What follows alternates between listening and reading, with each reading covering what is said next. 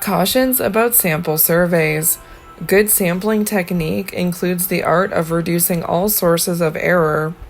Undercoverage occurs when some groups in the population are left out of the process of choosing the sample. Non-response occurs when an individual chosen for the sample can't be contacted or refuses to participate. A systematic pattern of incorrect responses in a sample survey leads to a response bias. Wording effects are the most important influence on the answers given to a sample survey. Having a low response rate. Even the best surveys are not able to contact everyone on their list, and not everyone contacted will respond. Response rates should be reported in research summaries.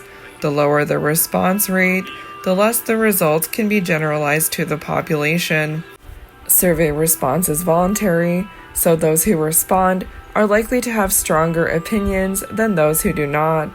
Use of reminders, follow-up calls can decrease non-response rate. How to sample badly.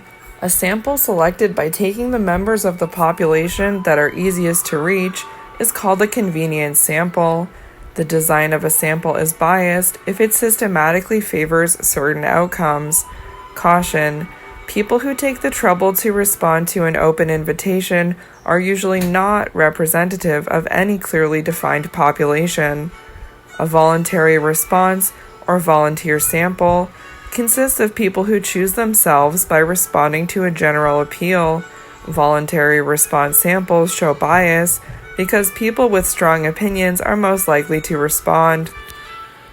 Getting a volunteer or self-selected sample. Relying on volunteer responses presents difficulties, but relying on a volunteer sample is a waste of time. Example, a meaningless poll. Television poll versus properly conducted study. Question: do you support the president's economic plan? Yes, no, not sure are the options.